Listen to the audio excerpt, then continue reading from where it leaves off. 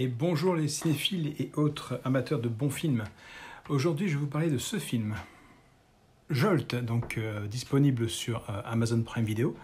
Une bonne surprise que j'ai regardé par hasard, j'ai découvert vraiment comme ça en m'ennuyant. Je surfais sur Amazon Prime Video et puis je me suis dit pourquoi pas. J'ai pas du tout reconnu l'actrice au début. Alors je ne sais pas si vous savez qui c'est. Maintenant, moi je le sais forcément. Mais sur le coup, en regardant le film, je me suis dit mince, elle me rappelle quelqu'un mais je ne la reconnais pas. Alors, ce film, en fait, cette jeune fille, c'est Kate Beckinsale. Bon, pour ceux qui ne savent pas qui est Kate Beckinsale, cette jeune femme, que je reconnais un petit peu plus là, mais je pense qu'elle a fait pas mal de chirurgie esthétique. Vous la voyez ici encore à nouveau.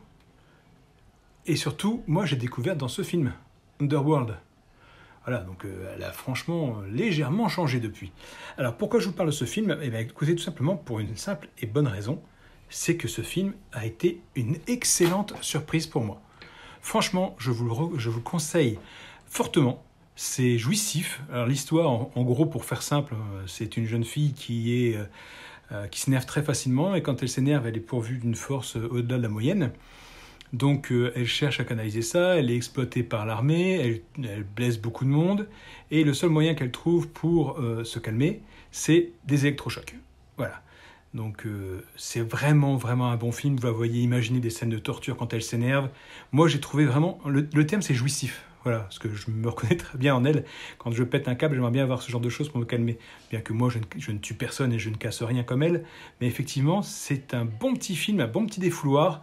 Si vous vous ennuyez, si vous ne savez pas quoi regarder et si vous avez Amazon Prime Video, n'hésitez plus, allez voir ce film, il dure 1h30. Bon, le scénario est un peu bébête, en gros je vais vous faire simple.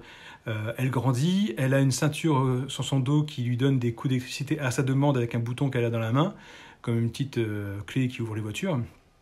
Et elle ne s'attache à personne, puisque malheureusement elle s'énerve à chaque fois, et elle trouve personne à aimer.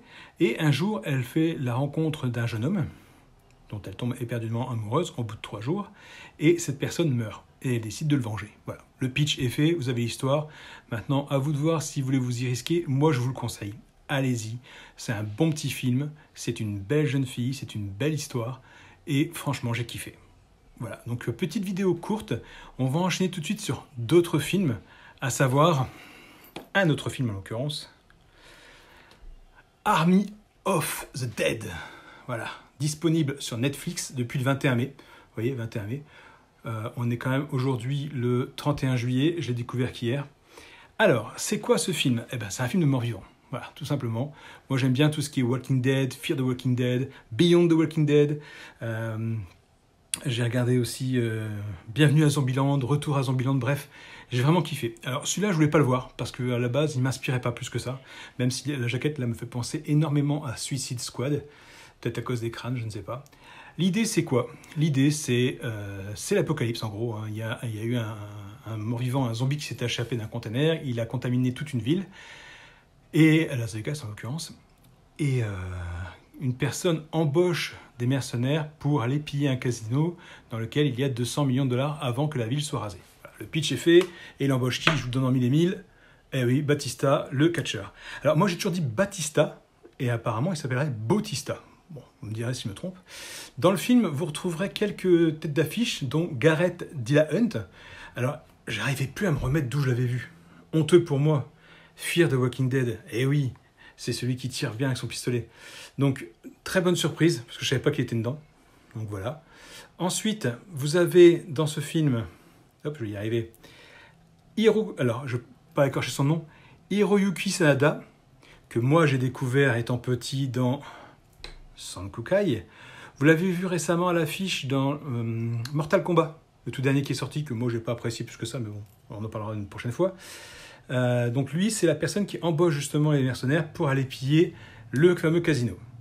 Vous avez forcément David, donc vous voyez, Bautista, alors que moi j'ai toujours dit Batista. Les fans de catch me reprendront si je me trompe, parce que moi je l'ai connu effectivement en tant que catcheur et pas en tant qu'acteur. Vous voyez, hein, plus connu sous le nom de Batista. Voilà, je ne l'invente pas, c'est marqué, c'est sur Wikipédia. Donc lui, effectivement, c'est le premier qui était embauché pour justement piller ce casino.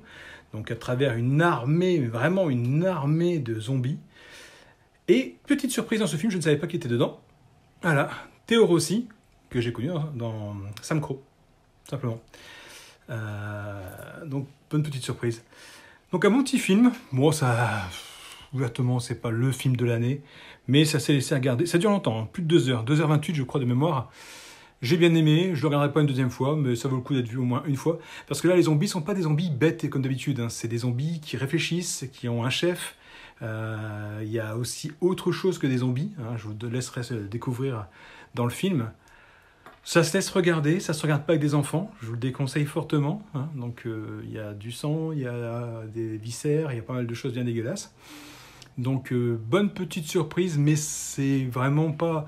Je veux dire, je l'aurais pas acheté. Voilà, je ne serais pas allé acheter le Blu-ray, même quand il sera dans les 3 pour 30 €, même chez Nose à 6,99 en 4K, je ne le prendrai pas. Voilà, c'est juste à regarder via Netflix, mais sinon, j'achèterai pas et je ne le regarderai pas une deuxième fois. Contrairement à Zombieland et Retour à Zombieland, que je vais re-regarder d'ici peu parce que j'ai vraiment bien aimé.